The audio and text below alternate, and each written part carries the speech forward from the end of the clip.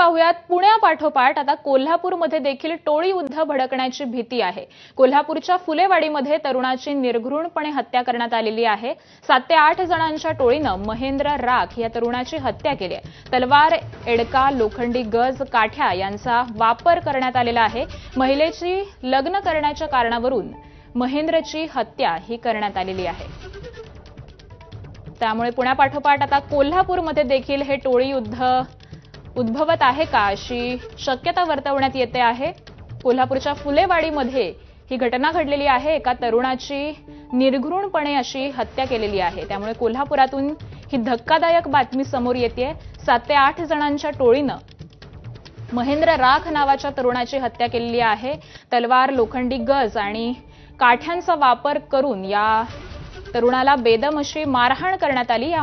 या मारहाणीमध्ये त्या तरुणाचा मृत्यू झालेला आहे। महिलेची लग्न करण्यावरून महेंद्रची या टोळक्याकडून मारहाण करण्यात आलेली आहे आणि त्याचबरोबर या मारहाणीनंतर त्याची हत्या देखील करण्यात आलेली आहे। त्यामुळे कोल्हापूरमध्ये सध्या भीतीचं वातावरण आहे आणि याच संदर्भातले अधिकचे अपडेट्स घेऊयात आपले प्रतिनिधी विजय केसरकर यांच्याकडून। विजय,